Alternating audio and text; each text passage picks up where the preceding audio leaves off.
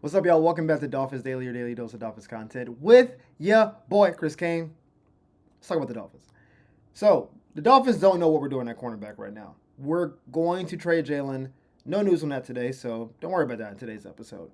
But we are trying to figure out, once he is gone, what are we going to do at corner? Do we let a young guy play? Do we hope Cater rises up to be, DB1? We don't know.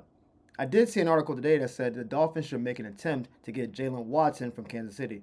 Now, Jaylen Watson to most people is, who is that?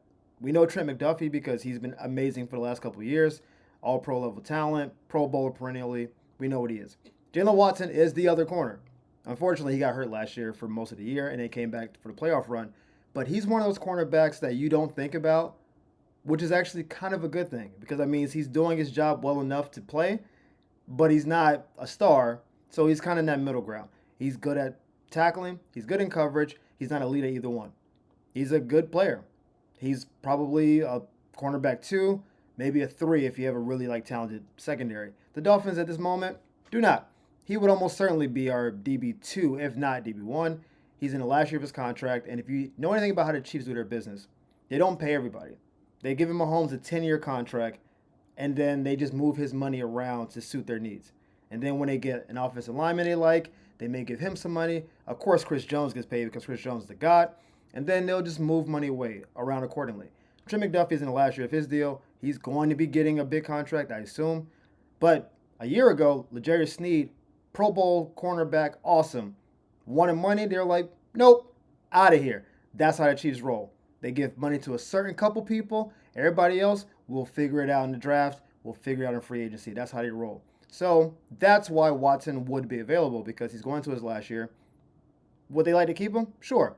But there are a lot of teams who need a cornerback who will pay handsomely for him.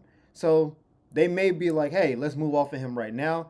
They got Christian Fulton in free agency. They drafted, I think, Noah Williams at cornerback as well, who they think is probably not as good, but much cheaper and has a way longer runway because he's a rookie. So the Chiefs are like, we'll figure it out. We know what Spags is on defense. Mad scientist. He's sending blitz from the stands. I've never seen a ball boy get a sack, but that's what happens when the Chiefs are on the defense. You don't know what's happening. You'll see 3 guys in the line of scrimmage, and then they'll go into a cover 3, and then 8 guys run at you. You're like, what is that? So I think on some level they feel like as long as we have Chris Jones, as long as we have a decent linebacker presence with Nick Bolton and those kind of guys, then we're fine. We'll figure out the rest of it. And then, of course, Trent is like our main corner. I think he's very much expendable. I don't know what the Dolphins draft-wise have to give up for him, but I do think he's someone that we could pursue because, again, last year contract, you want to get some value for him because if he just plays his year out, they're not going to re-sign him most likely, and they're not going to get any value for him when he just goes on his way. So even if, fifth, sixth type pick, that might be enough to get him off the team. And he's got Super Bowl intangibles.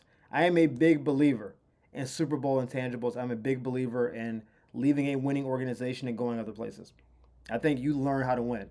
I don't think people just win. We've seen so many talented people in so many sports. How come they can't get over the hump? Some people haven't learned to win. You haven't been in winning cultures. You haven't been on a winning team. Even when you were in high school and in college, you may have been this level athlete and then you didn't win. So then you get to the pros and you're like, I know I'm great, but I don't know how to win. I don't know how to play my part on the team. So if you've done that a couple times, like Jaylen has, there's something to it. Because I'm sure there are times when he was like, hey, I feel like I should be on the field and I got to play it to the back. I got to play special teams. I got to do what I do. And then when I get my chance to start, I got to go. 4th and goal against Josh Allen, we got to make a play. Right? There's some of that in there. The Dolphins have basically no winning intangible on the team. Tyreek had the championship from a million years ago. Jalen Ramsey had a championship 4 or 5 years ago, and that didn't really translate for the overall defense, but Jalen always seemed to play well against good teams. But if you can add more of those pieces on the defense, I think that's a good thing. And so if we made this move, I won't be mad at it. Now, we're going to keep the Super Bowl train going with more possibilities for the Dolphins this offseason. Assuming Jonnu gets traded, which again is very much up in the air right now, we don't know what's going on. Adam Schefter don't know what's going on. Coach Medeo don't know what's going on. I don't know what's going on, but we're going to figure it out. But if the Dolphins do, in fact, go through with the trade, then this new scenario shows what the Dolphins could do to replace him. I mentioned the Kyle Pitts thing. They got a lot of traction, but we'll see. Kyle Pitts is younger, probably more expensive. Here's a better option. Dallas Goedert from Philadelphia. Now, some of y'all are like, but isn't Dallas Goedert under contract? Yep, just like everybody else. Under contract, but getting older, almost on his way out. Probably wants to re-up at a number that the team doesn't want to pay him. We know Philadelphia spent money. I don't know where Philadelphia gets money from. I don't know. They've paid so many people over so many years and so many different positions. I don't know. I'm pretty sure, don't quote me, AJ Brown's getting paid in Monopoly dollars. I can't prove it, but there's money everywhere, all across the offensive line. Quarterback, running back, both receivers, linebackers, D-line. There's money everywhere. At a certain point, you got to let good players go. Dallas Goedert is a good player now, not elite, not all-time great, solid player, good player.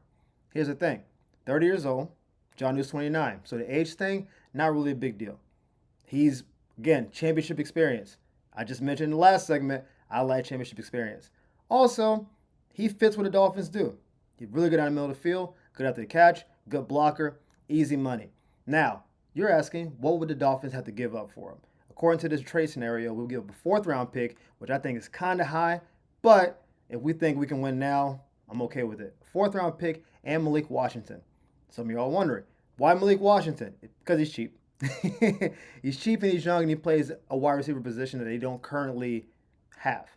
Philadelphia is amazing at wide receiver 1 and 2. Adrian Brown and Devontae, arguably the best 1-2 punch. I know Cincinnati, I know. But in terms of who's performed the best in playoffs consistently, AJ and Devontae are better. I've seen a lot of T. Higgins disappearances. Cincinnati doesn't make it to the playoffs all the time. It's just truth. But Philadelphia gets there. Those guys perform. But they don't have a really established third receiver. Enter Malik Washington. He's cheap, which Philadelphia needs because, again, they are paying people in pesos and Monopoly dollars, and I'm pretty sure regular show lollipops. I don't know how they're paying people, but you get a cheap receiver, second-year player, got a couple more years at basically no money. He's a seventh-round pick. You're paying him basically nothing, but he's a kick returner, and he's good in the slot, quick, easy to get open, so they fill a need. We get a third receiver possibly, and a fourth-round pick. We know how he is with draft picks. Again, another wizard. I feel like he's doing Jedi mind tricks on people. Say, oh, you want our third-round pick? Give me 3 seconds. And teams are like, oh, that sounds right. And all of a sudden, I'm like, how do they get this guy again? It's frustrating. It's frustrating. They keep making these moves.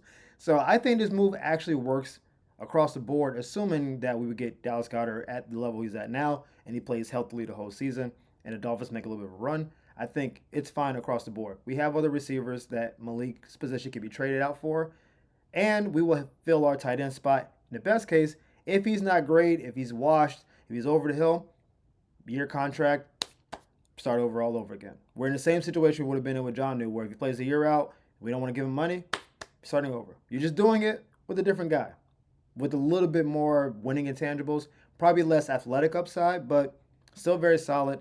I wouldn't hate it at all, actually. I want John to stay. Make no mistake about it. But if John is out, I'm cool with Dallas in. Now, we don't talk about Dan Marino as much on this show as we should, mostly because like when people hear Dolphins, they just go right to Marino. But Dolphins fans know there's a lot more going on with this team than Marino, so we don't always lean into that story. We could and we will going down the line. So when he talks, though, we do have to give him some credit. People have been asking all these legendary quarterbacks, how do you feel about Aaron Rodgers? I think Aaron Rodgers has been playing this the whole time for attention. That's how I feel. He could have easily shown up. He doesn't want to show up. He knows the money's out there. He knows who wants him. No need to go into practice right now. I'm just hanging out, living my best life, not losing money. Makes sense to me. But when you're a former quarterbacks very rarely criticize quarterbacks. If you just look at the media landscape, if there's a media commentator, medias that work in media, like on TV, they very, very rarely actually like critique quarterbacks. They may mention, oh, you gotta look the receiver through the pass, or you got throwing that ball a little lower, but they don't really go in because there's like a quarterback fraternity, right? So when you hear a quarterback of the past talk about a current quarterback, it's usually, a little bit soft, but it's a little interesting, right? So they asked Dan Marino, how do you feel about how Aaron Rodgers handled this offseason? And he said, I still think Aaron has some game. He does. He can throw it as good as anybody who's ever thrown a football. If his mind is into it and he's ready to go and that works, I don't think it will be an issue with the Steelers. This is where he kind of made a turn.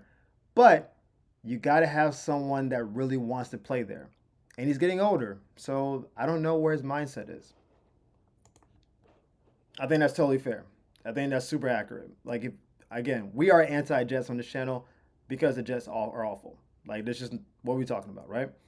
But if you watch him throw the ball, objectively, he still throws the ball well. You can't take away the throw. Now, he may have thrown that ball to other teams. There are a lot of unreasonable picks, especially like late games. We remember the Minnesota game. But he can still throw the ball. He can still spin it. He may not be as athletic. He may not be as physical or like a threat to run as he did before. He can still throw the ball.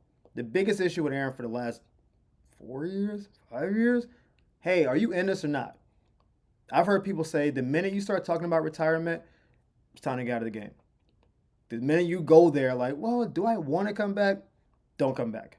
And he's done that a couple different years now of, yeah, I'm just going to a dark hole and think for a while and I'll just see where I'm at. And then they're like, well, there's $40 million on the table. And it's like, after I got out of the dark hole, I just realized I really wanted to play a lot. And here I am. Like, it's kind of going like that. But this has been his MO for the last few years. But his game, objectively, by any measure, hasn't gotten better over those 3 years. He can still play because his ceiling was here. So maybe he's here now, which is still better than probably a couple. I don't see the Steelers going anywhere. I think the offense is atrocious. The offensive line is average at best. They've lost Najee at running back. I like Jaylen Warren a little bit more, but I don't like that overall situation. Terrible division, meaning hard, terrible, and really hard schedule. This is not set up for success this year. So I do think part of him is kind of I don't want to walk into this fiery and then possibly go, 6-11 again or that kind of thing. Also, Steeler fans, they demand a lot. Y'all demand a lot because you've won a lot. One of the great franchises, objectively, top 2, 3, 4 franchise of all time. We know what Pittsburgh is. Unbelievable loyalty. Y'all expect to win. And under Mike Tomlin, y'all have won. You throw Aaron Rodgers in that mix, I don't think there's a personality fit there. I can see Aaron Rodgers doing subliminals all year and Mike Tomlin trying to kiss the ring because he doesn't want to upset him because he knows the alternative is Mason Rudolph. But I don't see this being a fit, but I also don't see a better alternative for Aaron Rodgers. So I do think at some point he will end up being a Steeler. But I do think he's going to milk this Brett Favre style all the way up until training camp. And then pop in, yeah, I'm in good shape. And they'll show a video of him spinning the ball in slow motion off his back foot. He'll be like, Aaron still got it. Looking refreshed. Steeler Nation, black and yellow. And then you'll look up and say, man, we missed the playoffs. Mike Tomlin first losing season. That's what I think is going to happen. So I think his mentality is, I don't need to be there now. This might be my last offseason because I think it's totally on the board. This is his last season in general. Let me really enjoy it. Because once I'm done playing, I don't think he's going to be a commentator on ESPN. He'll probably be a contributor to Pat McAfee, but okay, fine. If you're not playing, almost who cares on some level? I think he knows his social currency is at the highest it's going to be right now. Their show's leading their broadcast with, is Aaron going to stay? Once he's done, it's over. So I think Aaron's playing it out, and eventually he'll be a Steeler. That's what I think. But as always, guys, thank you for tuning in to Dolphins Daily. We appreciate the love and support. Thank y'all for the likes and subscribes and reshares. We really appreciate it. And we'll see y'all next time on Dolphins Daily. Peace.